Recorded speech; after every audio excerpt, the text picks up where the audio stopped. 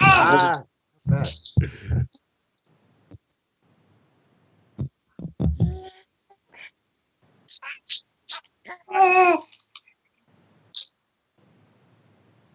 That's right.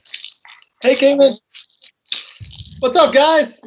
Cayman wanted to make a guest appearance and say hi to the crowd today. He's practicing his soccer handicapping after he gets off the show here.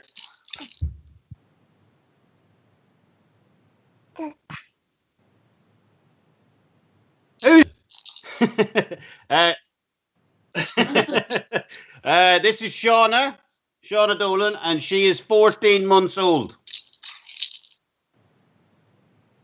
7 months old, yep.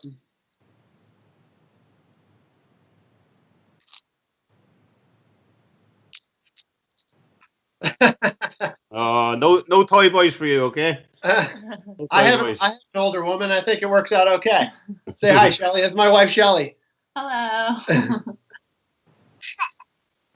Who's that? Okay, here, come on over. Hello. Hi, how are you?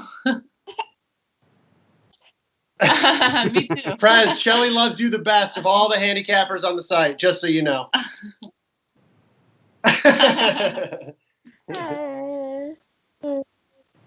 Are you? Yeah. Let's get into it. Like, things are going well over here. So it's about 8 o'clock in the evening. So obviously she's about to go to bed. But yeah, excited for the show.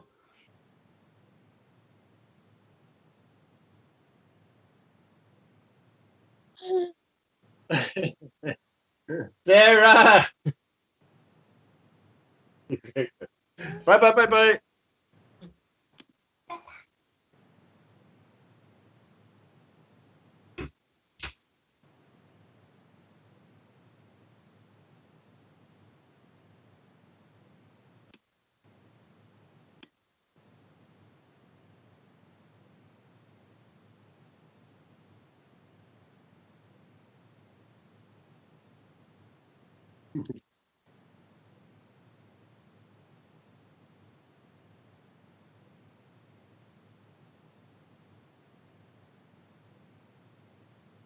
I did not. I stayed home. Our in-laws, or my in-laws, I guess, her parents have a house down the Jersey Shore, which is where everybody goes this weekend. But we decided not to go down this weekend. 7 month kid, just didn't feel like it was worth it yet. We'll go down eventually, but this weekend felt like a good weekend to stay home. Plus, it really wasn't all that warm to go down to the beach yet, so we stayed home.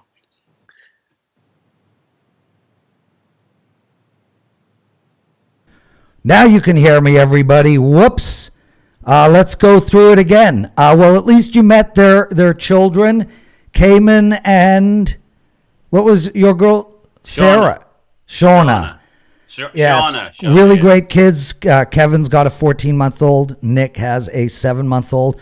I'm Lawrence Prezman. A shout out to everybody who is joining us. Vivian Prezman from downstairs. Shane, David Chan, Elliot, Laguina. Really honored to have you guys with us on Memorial Day.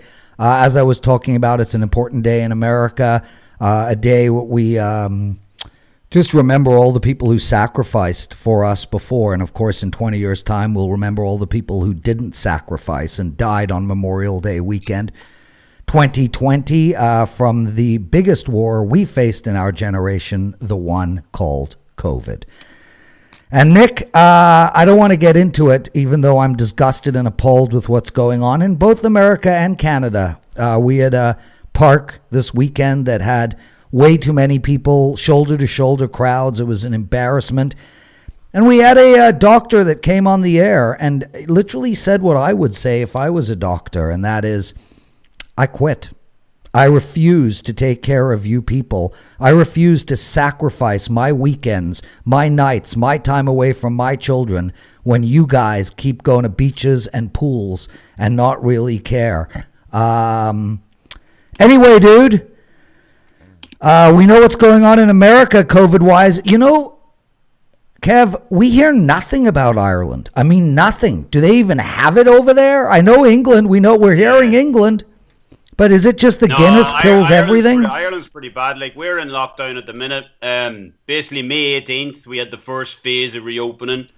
We had like garden centres and you know like people who mow lawns and stuff. They could go back to work, but generally it's still in lockdown over here, which sucks. And I understand. Like, I wish I was at a pool party, like, because it's like there's no pubs. I mean, you don't understand. Like Ireland's in meltdown. Like, there's no pubs open, and then they said like it's going to be August, and it's just like everyone's losing their minds over here. Like, it's not fun. It's definitely not fun.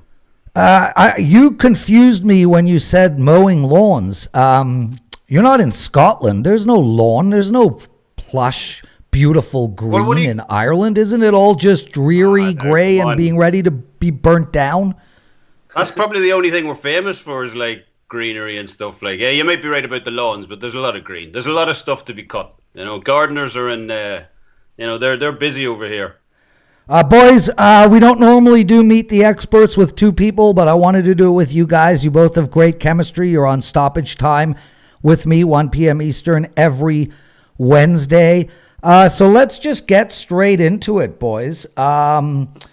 I'm going to ask, each of you guys questions, but let's start with you, Kev. You're a boxing specialist, but you are also the second best handicapper in college football over the last 2 years at WagerTalk.com. You've made 107 units over 2 years. The logical question, especially as a Canadian who is right on top of the U.S. market and still can't get to watch most of the football games, how, Kev? How are you so good in college football? Surely you don't even get a chance to watch most of the games. Yeah, I mean, it's just data. I'll obviously watch highlights and stuff of the game, but I mean, even the soccer. Like, we were talking on Twitter. I was talking with Nick the other day. I don't watch the games. I don't watch the games. Like, I'll watch the highlights after to get a recap, but I just rely purely on numbers predominantly, and then I'll add in some situational angles. We'll talk about that later in terms of my handicapping style. But yeah, I tend not to watch the games. And college football, whatever it is, I do totals on college football. So like in 2018, I believe it's Dave Coken, right? He was the profit leader, but like I had the highest win percentage, and it's like my totals. Like I wrote down here like 42 and 26. On college football totals. That's amazing, man. That's like, it's great. Like, whatever. Mostly overs or unders, or just a mix of both? Well, repeat that, sorry. Mostly overs or unders, or are you mixing it up? Well, you see, I can't tell you, because then people are going, like, if I give you a 5% play, then people are going to know. But it is obviously a mix of both. But I'd say it's 60-40 unders. 60-40. I have a lot of trends, a lot of angles. And my numbers tend to correlate more between teams who are kind of overvalued in the market, like scoring points. But it's just crazy. Whatever, like, I do the same kind of process for most sports, but in terms of college football, it is epic. And I'm coming for Dave. I hope Dave Coken's watching this show, because he's had his last run as number one. Yeah, well, I guarantee you Dave Coken isn't watching this show. But I'm happy. I'm happy to let you lay the gauntlet down. I'm ready. Why don't you put your money where your mouth is and offer him like $1,000 bet? Let's go. Do you know what? I was just gonna wait till he retires. I'm just gonna like bide my time until he retires. Then I'm gonna be automatically number one. But I'm telling you, like, me and Dave are sucking some rarefied air at the top of that college football mountain, because it's good stuff. Well, listen, we're gonna get you talking college football in the fall. God willing, there will be college football. Guys, if you have for anyone interested, I'm going to the Dublin Classic. The college football kicks off over in Ireland, so I'm so excited for that. It's going to be my first college football event. Notre Dame's playing Navy, and I believe Nebraska's playing. It's out of my head, but yeah, it's in Dublin, August. I'm so pumped for that. Nice. I'm not. And I won't be joining you, but maybe Shane will join you. He's one of our listeners, and he's clearly in Ireland. Nick Borman. What? Oh, super. Yeah. So, Nick Borman, let's talk about you. You played basketball growing up. You're a 5'0" white guy, so you clearly didn't have a career in that sport. And you're a scratch golfer. You have your PGA card. We'll talk about that a little later, but what brings you to being one of the best soccer handicappers on the planet? Firstly, you're American. Secondly, you're a golfer. And thirdly, you're American and a golfer. Great question, and I ask myself the same thing all the time. Go back to my childhood. I played soccer when I was, a kid, which is like AYSO here in the States, which is just like junior league soccer where everybody chases the ball around the field. But that was it. And then I didn't play. As you mentioned, I played basketball, played football, and started golfing. So it wasn't a sport I was playing. But really what got me into it is, started betting NFL pretty much like I think a lot of people do as their first sport to get into, and then branched out from there: basketball, hockey, college football, all that. Really what got me into soccer was the fact that the games here in the States are on at completely different times than those sports. So we're used to those sports, at least on the weekdays, being all during the evening time, 7 o'clock, 8 o'clock, 9 o'clock at night. And then soccer being mostly in Europe, those games would come on weekdays around 2, 3, 4, maybe in the afternoon. And on weekends would come on at 9, 10, 11. So I guess it was a lot of the, we'll call it the degenerate in me that, wanted to have some sport to watch. And of course, to watch a lot of sports, I like to have something going on in the game. So it was basic starting, just kind of like, I don't know much about this. Let's just watch the sport, learn a little bit about these teams, understand who's who, and figure out from there, is there money to be made here? And of course there is. There's money to be made in any sport if you know what you're doing. So it was really just something to fill time where I wasn't doing anything. And then it became something I really enjoyed. I got pretty good at and started paying more attention to that than I did the other sports, just because I started to realize that I was winning more.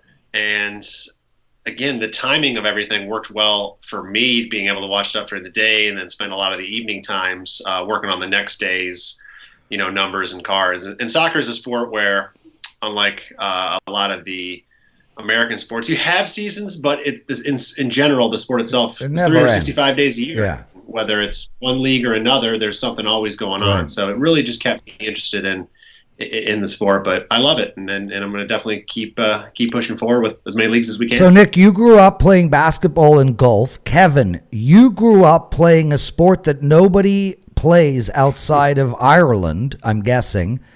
Hurley, Yeah, is that correct? Yeah, hurling. Like, I used to play for my local club when I was a kid. So that's the game that's similar to lacrosse and field hockey, right? Some kind of mixture of the two. With boxing in the middle. I'm not even sure what lacrosse is. Is that anyway? Hurling I believe it's the fastest field sport in the world, and it's also like it's something crazy like 4,000 years old as well. Like it goes back to the Braveheart days, the Celtic race, basically. So yeah, I used to play that. I used to play defence when I was like 12, 13. I actually won I think we won a county medal. I have it in the draw somewhere, but. Apart from that, that was basically the only sport. I was very anti-sport, so again, that kind of feeds into my handicapping style. I used to play computer games instead. I used to obviously prefer that, so I love looking at that instead of actually going through the physical aspect of sport more than that. But yeah, that was pretty much the only go. I mean, boxing that's just.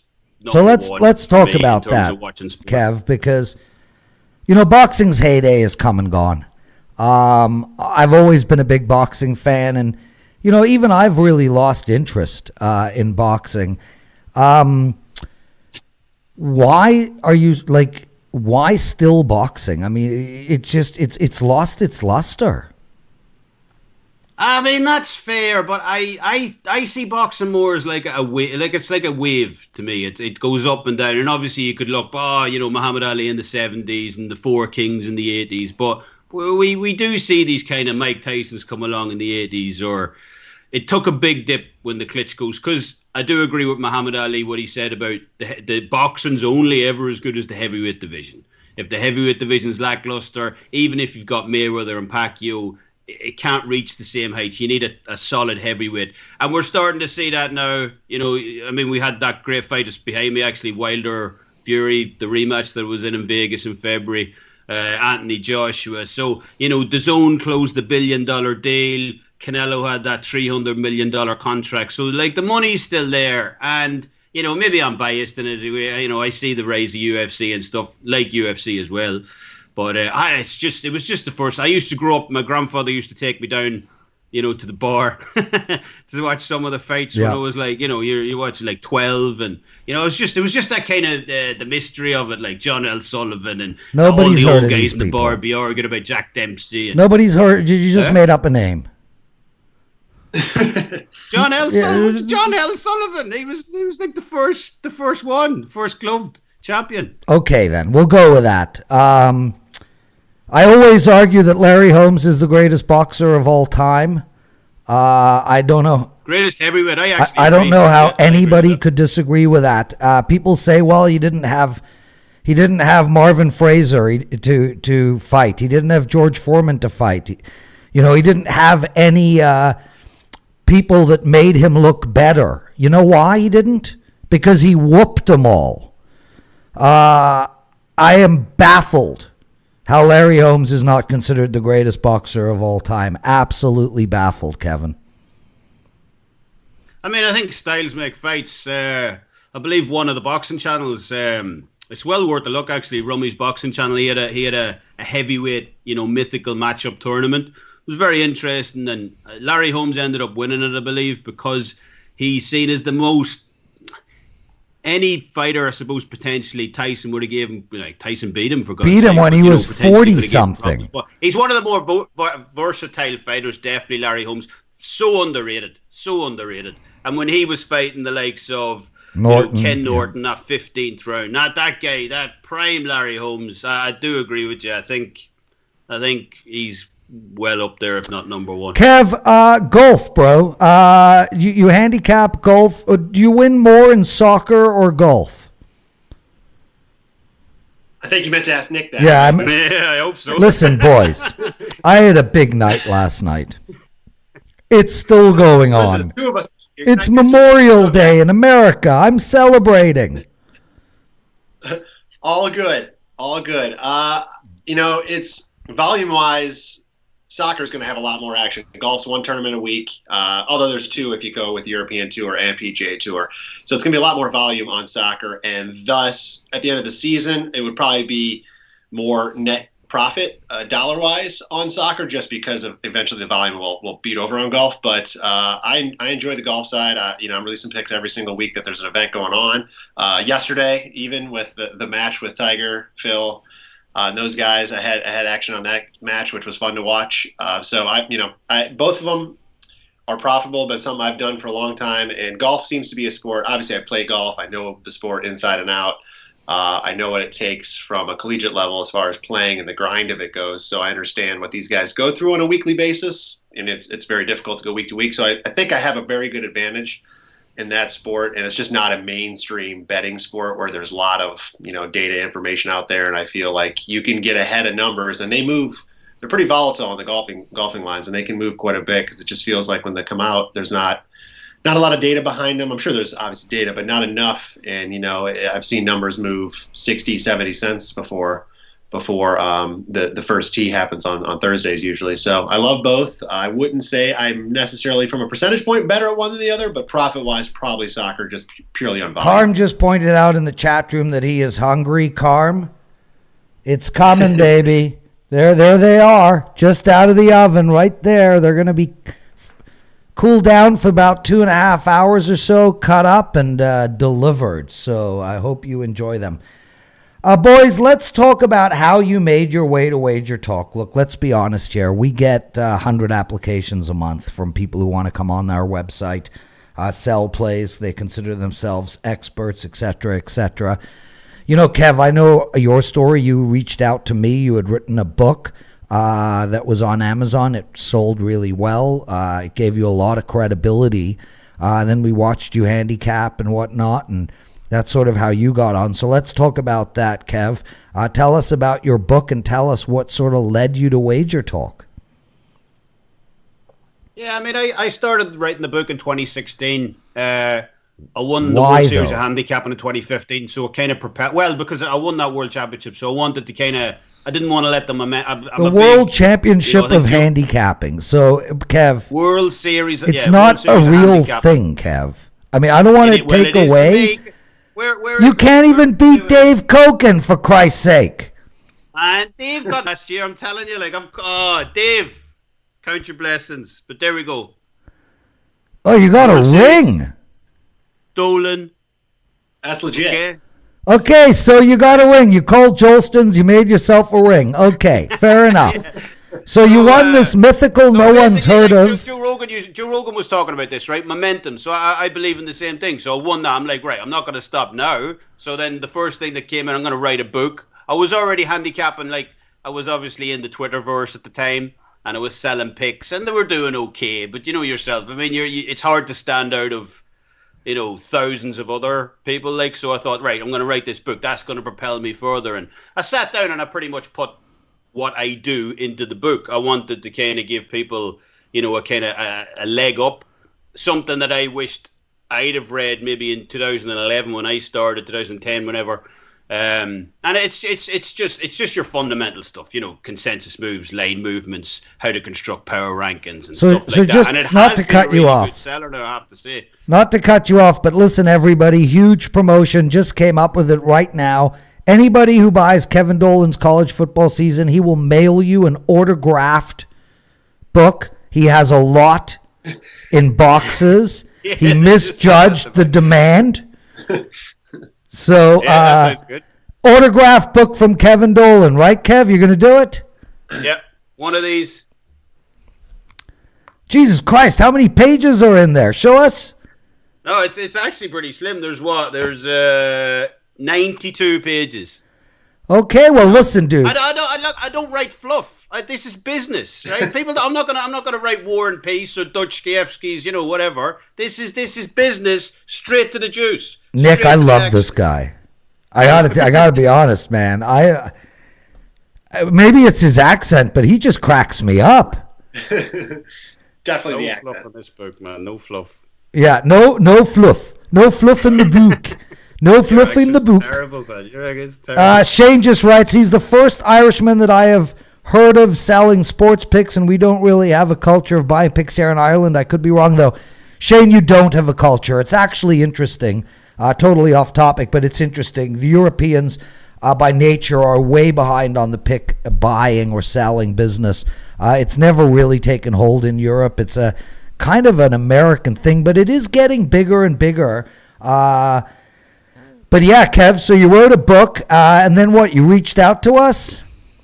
No, well, so I had my little Twitter business, right? So I used to get, not to WagerTalk's degree, but people used to send me their resumes. They'd be like, look, I'm a handicapper. Can you hire me? And I'm like, no.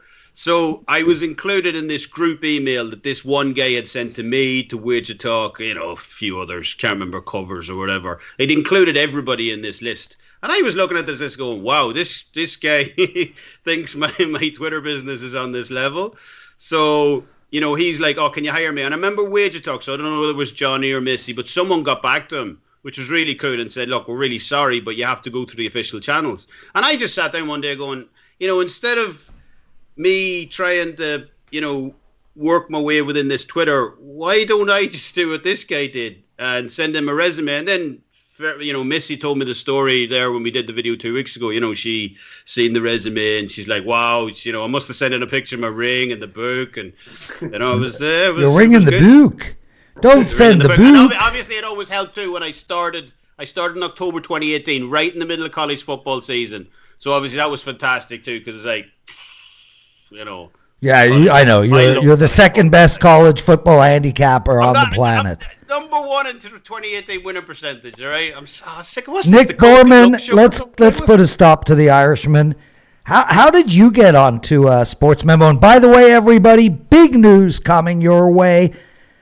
Nick Borman will be making the move from Sportsmemo to WagerTalk over the next couple of weeks, so he will be a WagerTalk handicapper. So congratulations, my friend.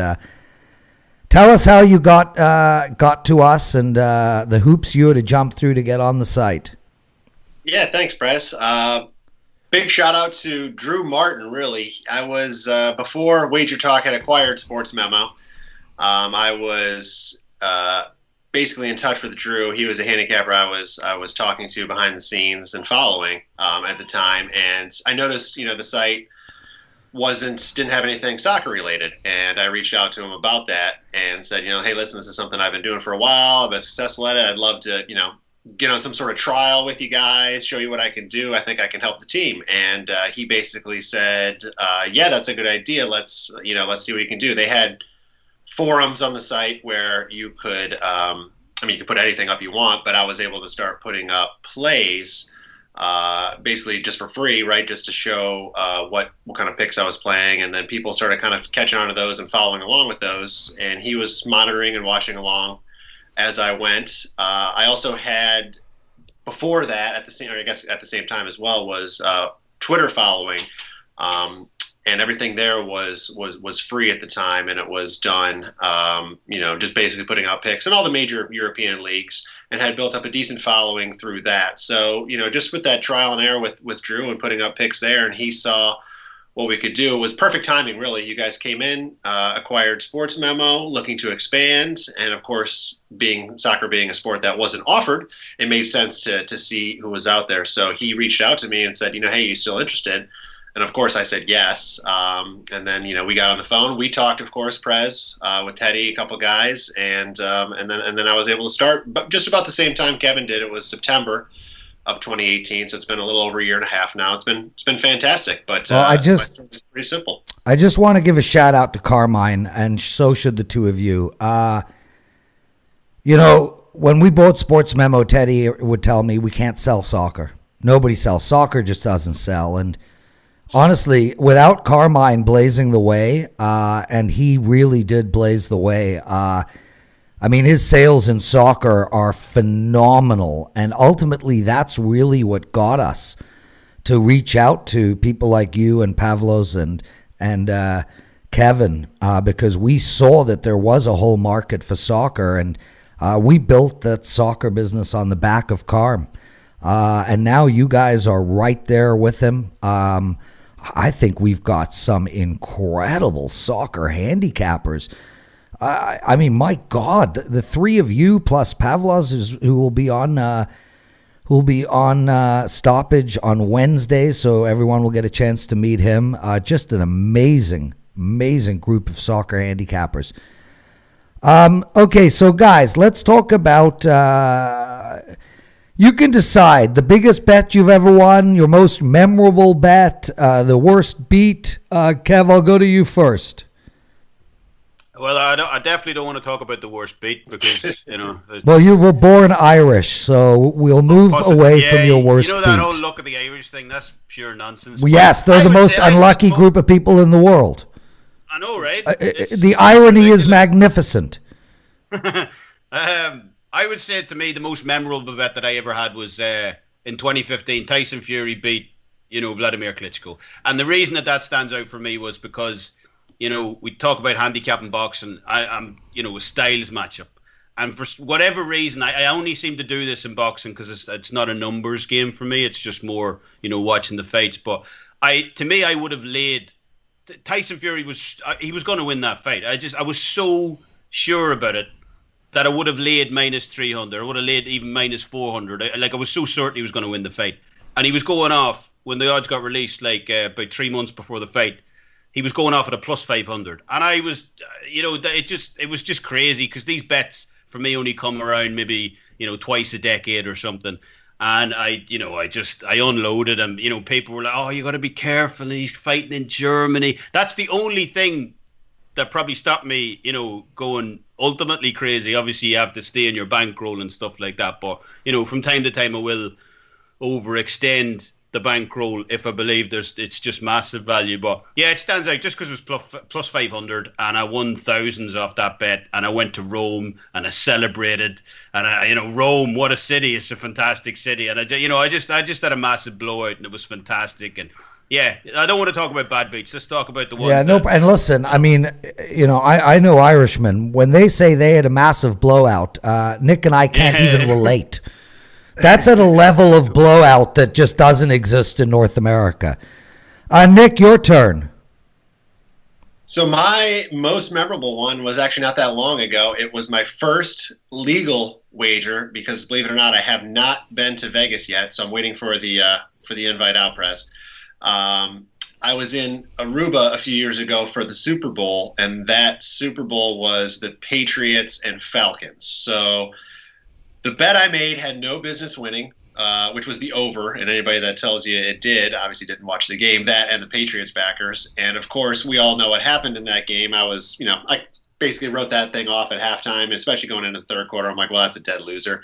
And of course, touchdown after touchdown after touchdown. Brady comes rolling back, goes into overtime. I'm a winner before the game even finishes at that point because we're in overtime and somebody else needs to score. So that was my most memorable bet. My first real live legal bet out of the country because, of course, it wasn't legal to take bets outside of Las Vegas at that time. So it was good, cold hard cash back in my pocket, and I spent the money on basically pina coladas the rest of the week. It was fantastic. And that's how they party in America, Kevin. Pina coladas. I'll be a pina colada. Yeah, Kevin's drinking Irish whiskey. And, what's that word when you drop a shot glass of whiskey in a beer? Car bomb. What? Car bomb. Car bomb. We don't call it a car bomb. It's something else. Kev, what do you guys call it? No, I was going to agree with Nick. Isn't it a car bomb? I thought it was a car bomb. Okay, a car bomb it is. So Kev's drinking car bombs and you're drinking pina coladas. Okay. Well, when you're in Aruba, it's like you got to go with the flow. Okay, we'll go with that. Kev, what do you consider? How would you consider your handicapping style? For me, I don't spend a lot of time going backwards. I like Teddy. I'm very involved in the seeing eye test. I know you're not. You mentioned at the top of the show you don't even watch a lot of the games. You're more data oriented. Are you looking at trends, past trends, statistics, current? Where would you put yourself, especially given that you are a world famous handicapper who won the mythical, nobody gets invited to World Series of Handicapping? Yeah, it's like Jean-Claude Van Damme, those movies where only a select few get the invites through the mail, but look, I start with numbers. I don't watch games for, main reason is as well blood pressure. It's just I'm watching the game, what have you done with that ball, blah blah blah. So it's kind of like Moneyball. Yeah, I have a power ranking system that I use for most sports. I update it daily. It takes me a few hours in the morning. And that's kind of the reason as well. People might wonder why I don't release games, 3-4 days in advance for the upcoming weekend and stuff. It's because I always need to see the last game, run those numbers, and then I'll release the play. So I do power rankings, and I have it's different for different sports, but generally it's graded on a 3. I have a 3-point system. If the numbers that I have or discrepancy of 3 from what the line is or the handicap line is, I'll put that play to the side as a potential play. After I've done all that for games that I like, then I'll start doing, situation, stat trends and stuff like that. And I mean, for years on years, I don't know if it's all right to give him a shout out, but I used to buy Mark Lawrence's Black Book.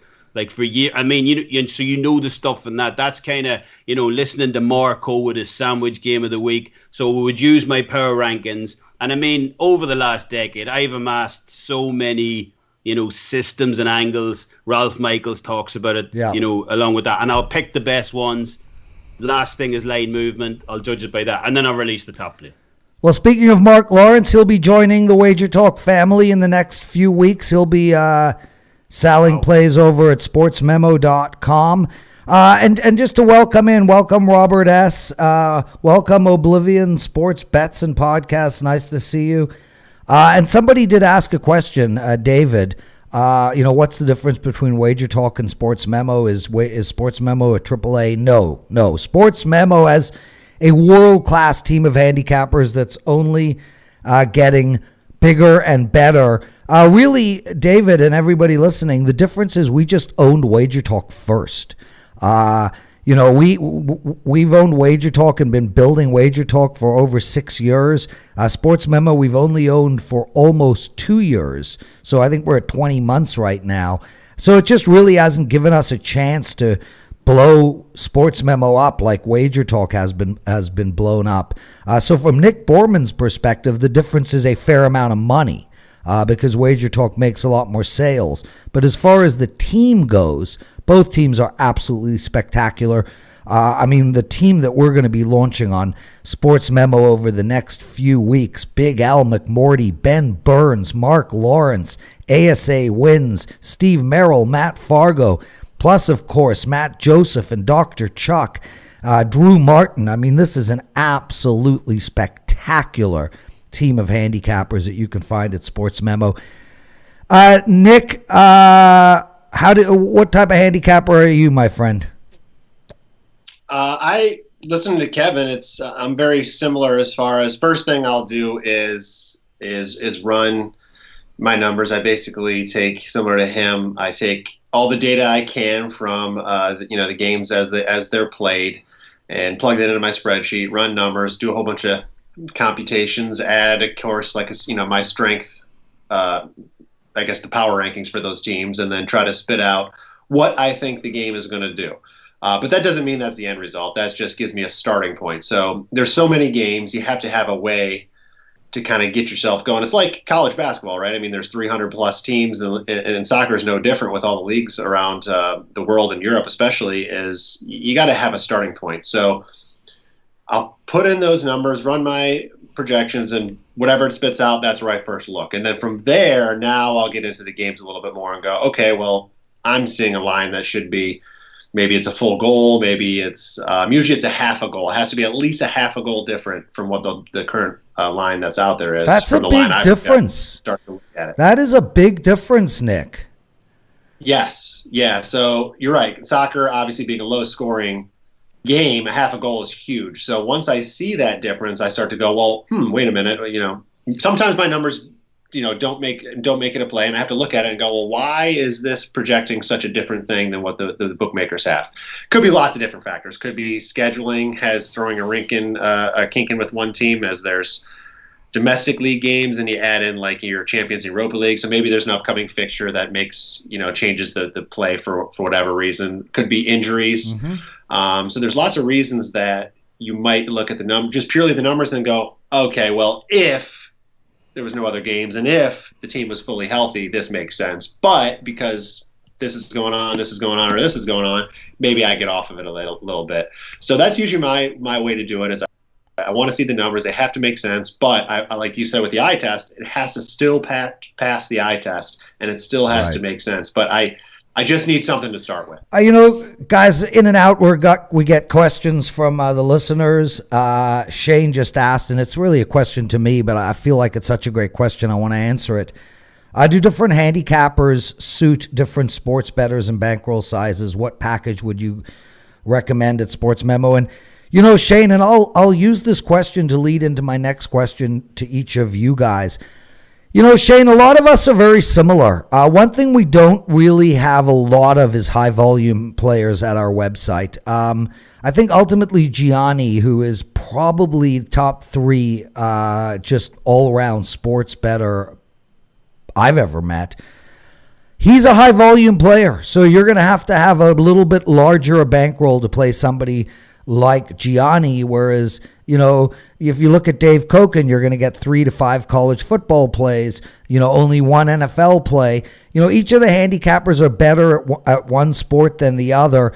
But ultimately, the real answer to that question is, do you like their write-ups? Because all our handicappers put up analysis, except actually Gianni, because he's just too high volume.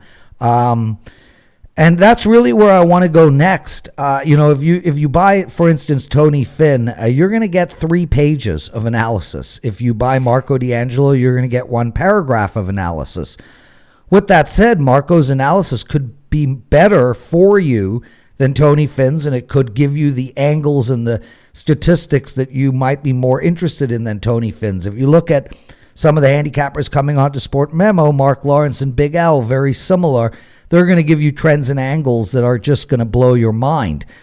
So I really feel like when push comes to shove, it's who you're most comfortable in trusting based on their write-ups. So, Kevin, I'll go to you first. When somebody buys your plays, tell us about the write-ups that they're going to get alongside of it. Well, generally for any single game pick, so we just put up a 5% play for Tuesday Soccer. It's always the same. It's going to be like 3 big paragraphs. Right. And because I've been doing it so long for the same format, like generally I'll delve into what, like the last paragraph will generally be what you just said, trends and angles. Second paragraph will be about breaking down what happened in the previous game. In the first paragraph, how they've done up to this season, up to this point. So it's generally always 3 paragraphs. The only time I don't do write-ups if it's a multi-pack. So if I have 3 packs in one, I'll do a very short, like 3 different sentences of a quick take, so to speak, of how I see the game going. Because I like, you know, if you're doing so many games, like just we did at the weekend, if I have like a multi-pack, can't have time to break it down completely. But any single pack, which is going to be like 90% of the plays, always 3 big paragraphs. I'd say about a page, yeah. Nick, Borman? Similar, 3 to 4 paragraphs, usually 1 paragraph each team, kind of, you know, what they've been doing for the season, what their last game was like, as Kevin mentioned, any data that I'm, you know, for or against that team. So if I like one team, it's going to be a lot of positive things of why I like that one team. The next paragraph will be maybe a lot of negative things of why I don't like the other team. And then paragraphs 3, 4 will be head-to-head series stuff, any other trends that the teams are going in. So it's a quick touch on each team, and then a quick hit on, you know, matchups between the teams and their history, because obviously a lot of these teams have big history together. And any other little angles or stats that I find interesting. My goal is just to have readers understand what I'm thinking, and at least give them a chance to say, hey, you know what, this makes sense, or maybe this was some information I was not able to find on my own, so I'm glad Nick was able to provide it to me. And whether they agree or not, that's ultimately up to them, but I just want them to know what I'm thinking.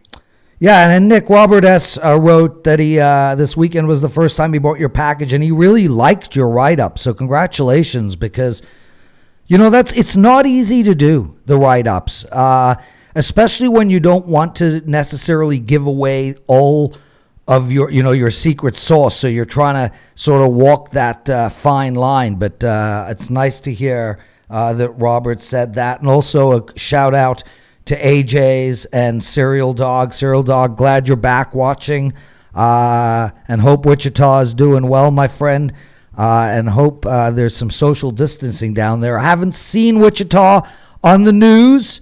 I don't even know if there's a beach there. I don't even know if it's inland or with lakes. I know nothing, but I do know that it hasn't been in the news, so that's probably a very good thing. Kevin, who's your favorite handicapper or a mentor figure, if you will, somebody you tailor yourself after, et cetera, et cetera? I mean, you know, we just talked about like for years I bought Mark Lawrence's Black Book. I used to love his little situational trends and angles. So, I mean, apart from the power ranking stuff, which I do myself, you know, I've built up such a database. So I would always kind of look at his style. I used to like his style, the way he used to attack games. On the flip side, because it's kind of 50-50, because then I like his style, but then on the other side, like, I remember, like, it's about 8 or 9 years ago, I was listening to The Man's Guide to Vegas. I think it was Gil Alexander's show where Marco was on and Gianni, and they were telling Marco was telling this story about, like, you know, Gianni rolled up to his steak. Knowing Marco, was he's lies. probably still telling that story right now. Like, he probably still hasn't even finished the story.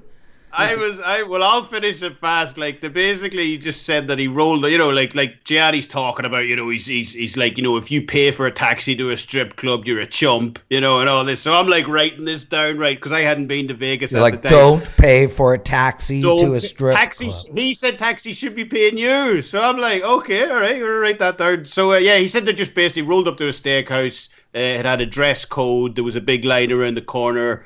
You know, Gianni just walks straight up to the maitre d' at the front. The velvet rope gets tossed back, and everyone's complaining in the queue, "Who's this guy?" And then the maitre d' is like, "Oh, this is the world champ. This is the best sports bettor."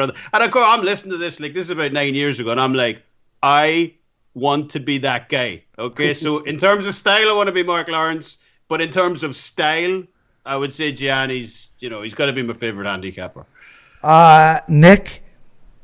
One of my first handicappers I was buying picks from is actually a Teddy. Believe it or not, NFL being the first sport I was really getting into, he was a name I found early on in my life, and I loved his write-ups. His write-ups are spectacular. Yeah, I love the analysis and really easy to read. I mean, it's not technical, his write-ups. They're really aimed at the layman. I think his breakdowns are world class. Absolutely, I agreed, and that was why I liked him. I mean, it was easy to read, it was simple to understand, it made a lot of sense to me, and of course, he was good. So that was, one of the guys that first kind of got me into betting as far as handicappers go. And from there, as I started to develop into soccer, to be honest, it was difficult. There wasn't, like I said, going back before, there wasn't a lot of quality soccer handicappers that were out there. And Carmine, honestly, is the guy that I've looked to since I've came on board Sportsmemo as an immediate father figure, I'll say. I don't mean that in an age sort of way, but as far as a guy to look up to and be a mentor with, he's been fantastic. We talk about pretty much every game, every play that we release. Before we release it, we kind of collaborate on a lot of different things. Sometimes we disagree. I think there's definitely a game this week, Carmine. If you're listening, you'll know that we don't agree on, but a lot of the times we do agree. And I've learned a lot from him, and he's definitely become one of my favorite on the sites here. So shout out to you, Carm. Yeah, and Carm's, one thing about Carm, he's one of the few handicappers in the world that you can buy a year. Doesn't matter what sport. And you just know at the end of the year you're going to win. Some of the other handicappers, Dave Koken, world class in college football. Ralph Michaels, world class in college basketball. Very few of them can win consistently in every single sport year in and year out. Welcome to the show, Brian Rowe and Latino Heat Entertainment TV. That's quite the name. Please put in the posting in our chat room what exactly Latino Heat Entertainment TV is. I'm curious. And is there an opportunity for WagerTalk on Latino Heat Entertainment TV? Because, well, hey, we just want distribution. Why not, right, Nick? I think it's a great move.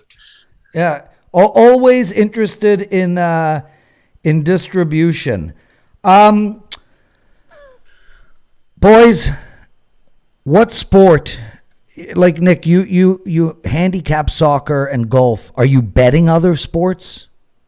Yeah, I'll bet NFL because who doesn't love to watch and put some money on those games? So NFL is a sport I'll definitely put money on. And tennis is another one that I've started to get into quite a bit lately, and that's because it's similar to golf. It's one-on-one. So one player, versus another player instead of team versus team, where it's, you can get right down and dirty and find out, well, who's good on what type of surface and what's their record against this guy. And it becomes a little bit, I don't want to say easier, but totally different as far as handicapping team sports. But tennis, NFL, I don't do college as much. I definitely watch, but I don't do college as much just because I just haven't had the greatest success with it. And then NBA here and there, but that's right. More limited. Yeah, I bet you don't know this, either of you guys, but there are more wagers, actual wagers, not dollar amounts, actual wagers placed on tennis than any other sport in the world. That's crazy. I didn't know that, but I believe it. There's so many matches, and God, you could have 30. I mean, there's so many different tournaments going on worldwide at a time, and so many matches. It's not just that. It's a lot of the in play and tennis. Like my family is very, very involved in tennis all over the world, and they really encourage betting as an organization, and they actually have meetings. The tennis organizations have meetings to try to figure out how to increase betting. So. It's a very, very bet sport. It's just the dollars are down. It doesn't come close to any of the other sports, but the actual in-game betting is massive. Kev, do you do anything tennis-wise? No. Yeah. Boys. Nick, if you wanna hit me up for college football. No, I'd rather buy Dave Koken. Isn't he better than you? No, don't worry about Dave. Don't worry about Dave. I couldn't resist. Guys in the chat room, I'm so glad you're active. David Chan, you make such a great comment about Teddy Covers' write-ups. I agree. I don't know if you noticed this, Nick. I mean, the way Teddy integrates players' quotes and coaches' quotes into his breakdowns, it's so brilliant. And AJ, you're right. Rob Vino is spectacular at basketball, specifically the NBA. He's just so sharp at that sport. Kev, I'll go to you. Why should people buy you, bro? I mean, just bottom line, why should people trust their hard-earned money on your picks? Well, I mean, it's like anything else. Just give me a trial run. I mean, you don't have to just jump in for a whole season package. You can just jump in short term. I mean, obviously, like, you will go through. Your job is to make money over a year basis. You know, you got to say it as the stock market. You're going to go up and down slightly, but generally it's going to be a favorable, grade. But still, yeah, jump in. Also, we've got the free picks page as well, which, that generally I put up any plays on that have just missed the card. Yeah. Right. And even some that's going to be a 2% play for me. So you can see that. You can give them. I've already got a free play up on WagerTalk for Wednesday's soccer game. So you can either look at that, or you could buy a 3-day package or a 7-day package. Give it a trial run. As you said, if you like the write-ups, if you like the plays, stick with me for the year. And if not, that's fine, because look, if there's one thing that WagerTalk isn't short of, it's like talented handicappers. So there's plenty to go around. You can find Kevin Dolan at WagerTalk.com and on Twitter at the SportsWolf83. Also, guys, remember tomorrow, 1 p.m. Eastern, Drew Martin, Ralph Michaels, and Rob Vino, they're taking apart college football. They do 3 teams every week. And at 3 p.m. Eastern tomorrow, one of our most watched shows, myself, Ralph Michaels, and Mid-Major Matt, and we're looking at the NFC South. Nick Borman, same question to you, brother. Why should people bet their hard-earned money on your thoughts? Well, I guess my argument would be that I spend a lot of time, my wife would say too much time, making sure that what I'm doing makes sense and is profitable in the long run. I mean, I put a lot of hours in over the course of the week as far as looking at teams, looking at players, looking at trends, all that good stuff. So I just put a lot of time and I put the hard work in. I don't want to, shortchange anybody if I'm asking anybody else or selling picks to say, hey, this is what I think you should do. I'm going to make sure it's right because I'm putting my money there as well. So it's just trusting the time I put in. I try to give the write-ups just a little glimpse into what I'm thinking and the reason I'm doing it. So, and as Kevin said, there's no commitment. You can follow along free plays. You can follow along short-term packages just to get a taste and hopefully you like what you see. But it's just about the work, Prez. The more work I can put in, the better results are. And I put in a lot. Don't ask my wife that same question. She might want me to do something different. I got a couple more questions, but first, AJ asks, do we have a UFC expert? AJS, where have you been, brother? Do we have a UFC expert? First and foremost, Gianni is not only a UFC expert who wins every single card, he actually works for the UFC. He is their resident UFC gambling expert. And if you don't like Gianni, Kyle Anthony is probably the best UFC bettor on the planet. I mean, look, between those two guys, if you don't like them, Kevin Dolan does UFC, but honestly, between Kyle and Gianni, we are so well covered in UFC. It is absolutely ridiculous. And guys, Latino Heat Entertainment put it up here. Cheers for the shout out. I specialize in American sports in the UK. The name Latino Heat is because of my heritage. Always enjoy your video. Best handicapper for sure. Best handicappers for sure. And you're a great host, Lawrence. Thank you so much, brother. And I wish you and your business nothing but the best.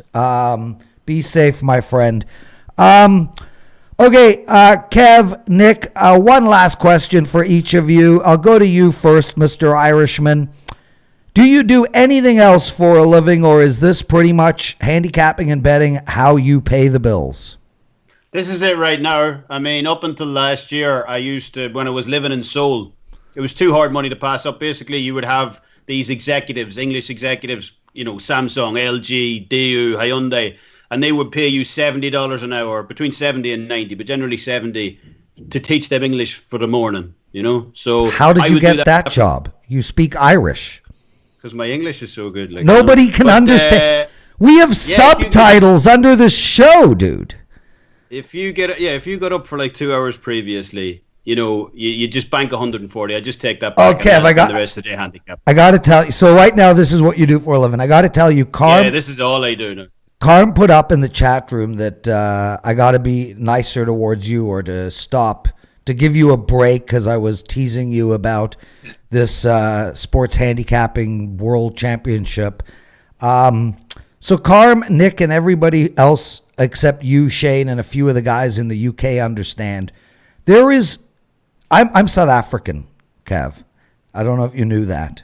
And we grew up on British humor, not on American humor. Seinfeld goes over my head. Benny Hill, John Cleese, this is my kind of humor. And to Carm and everybody else out there is no great compliment than taking the piss out of somebody you love. So, Kev, I am never going to stop taking the piss. Look forward to it. Nick Borman, what else do you do to make money? Well, these don't make me money, but of course, you met father, you met my son and husband. But the other thing I do is manage a golf course. So, yes, so that's why golf is my big background and what the sport I love a lot, and that's why I'm always talking about playing golf and at the course when I can, because it gives me the opportunity to be in that world and understand it all much more. But that right now I want to hear a little bit more about that. So you're the general manager of the entire course. So the pro shop, the scheduling, the lawn mowing, all of that stuff falls under you. This is a full-time gig, dude. Correct. 3 golf courses, actually. And we have in the repertoire there's restaurants and wedding facilities. So I oversee how are you home to do these shows all the time? Luckily what I do is basically I have teams. There's a golf pro, there's a restaurant manager, there's the superintendent, there's a banquet manager. There's all the people that do the day-to-day, and then I kind of oversee the team. So I'm still there on site with them. I have an office, on site that I can do the shows from, and it works out great for my schedule. And then I meet with them, around the shows and all throughout the week. And it's an awesome environment. People are happy when you're there. It's a great place to work, and that keeps me out of trouble, I guess you could say. And then I spend, when I'm not there, that's where I'm spending my evenings, my weekends, all the other time, looking at golf and looking at soccer and trying to find those the winners on that side. But yeah, golf course management right now. Brian Watson, welcome to the show, brother. Kev, he got your 5% fight pick. I said it was a great deal. Thank you. As well, AJ's says, can you give Tom Brady some lessons? Hey, AJ's, dude, that guy hit a, I don't know, was it a 9 or a 7 iron? Psh, right into the hole. I don't think he needs lessons. Yeah. What? He definitely struggled yesterday, but he shut Charles Barkley out when he knocked in that 130-yard shot. That was pretty sweet. If Tom Brady struggled yesterday in golf, I don't even want to tell you what happens to me on the course. Kev, you a golfer? It's really big in Ireland. Nah, we already said at the start of the show, me and exercise. Golf is not exercise. They have carts. You just sit on a cart. Drive around all day in the sun. You haven't played Carnoustie? Ireland's got some of the best courses in the world, basically. The hardest courses in the world. I don't know if you'd call them the best. Definitely the hardest. Carnoustie is supposed to be insane. Golf, to be Kev, we should do, we got to get you to Carnoustie with, we should do some promo where you take, 3 of our customers who won something for, around in Ireland. Carnoustie. Isn't that what it's called, Nick? Yeah, seriously, you don't know Carnoustie? I'm there. I'm coming. That's for the sure. most famous golf course in the world, is it not? It's the oldest golf course in the world. It's definitely up there. And of course, you got. No, I'm drawing a blank. You got the only one to compare it to in the States is like a Pebble Beach. But as far as Irish and English go, yeah, that's up there. And the old course at St. Andrews might be the other one you'd argue. You know, Robert McIntosh just asked a really great question. How do you guys track your bets? Is the Action Sports app good in your guys' opinion? I don't know that. I don't know that app. I mean, for the handicappers at WagerTalk and Sportsmemo, we have an actual tracking tool for them to use so they can track all the picks that they put into our back end. They can find streaks and everything by sport, by day, by month, etc., etc. As far as my bets go, it's pretty damn simple. I just log into my sports book. Nick? Yeah, very similar. I mean, we have the nice tool, like you said, at Sportsmemo WagerTalk. Trusty, dusty Excel spreadsheet to keep more data than just the dollars won and lost. But yeah, the sportsbook is a very simple one too. Of course, that may over time you lose some of the history, but yeah, I keep every single play written down in a spreadsheet. And for soccer, I want to know. Somebody asked a question before, I think Shane did, about what leagues might I win in more than the others, and being able to keep a spreadsheet like that will tell me all the sorts of things: sides, totals, one league versus another league. And to answer that question, it varies year to year. It really does. Kev? Yeah, no, same as Nick, spreadsheets in generally. But yeah, WagerTalk does such a great job of tracking my bets for me. As you said, you can look from month to month and sport and 5%, 4%. So a lot of the legwork's took out of it. Boys, this was outstanding and so much fun. I really love working with both of you guys. One more than the other. It's just been such a pleasure. I can't wait till Friday. Kevin Dolan, Nick Borman, and Carmine Bianco on stoppage time. Wednesday, Nick Borman, myself, Carmine, and Pavlos. I don't say his name right, Nick. Help me. Pavlos. Yes. So until then, Kev, anything you want to end the show with? 5%. It's actually just a shameless bit of plugging here. That's what we do, baby. Only my third ever soccer play is right up now at WagerTalk. Third ever? Third ever, and it's my first of 2020s. Hey, Carm and Nick, help Kevin make a shit ton of sales on that. I mean, Jesus Christ, dude. His third, the guy's been with us for two and a half years. This is his third freaking 5%. I expect. I never lost. I'll just add that in as well. So he's 2-0. So Kev, Kev, tweet it out. Tag me, Nick, and Carmen. We will all jump on board and help push the crap out of that play. That is for sure. Nick Borman, tell us about your run. I mean, you've just been absolutely cooking. Yeah, the postponement of all soccer has worked in my favor big time. All the major leagues obviously stopped, and it's to find any action. We talked about this on the Stoppage Time show several times. It fell down to Belarus and Nicaragua, and it goes back all the way to when that happened. And it was just a matter of I had to kind of relook at everything I had been doing. The data on some of those teams is limited to find, to say the least. So it was a different avenue of trying to figure out how to do the picks and figure out where's the value in these plays, and it's been working. And now with Bundesliga coming back, I've tweaked some things I had done in the past, and it's carried over greatly. So I'm happy. I know a lot of the clients that I have been messaging me on the side, very happy, and I hope to continue. So I'm looking forward to Bundesliga this week and talking more about it on Wednesday. He's Nick Borman. You can find him at sportsmemo.com for a few more days or weeks, and then he's being moved over to wagertalk.com. The Irishman is Kevin Dolan. You can find him at wagertalk.com. He's our only world champion, so just want to let everybody know. But he is not our only published author. Bruce Marshall from the Gold Sheet has published many books. Kev, you're probably 6 or 7 behind him. I'll get cracking. The next one. Lots going on this week, everybody. Tomorrow, Drew Martin's college football show, my NFL show. We're looking at the NFL South.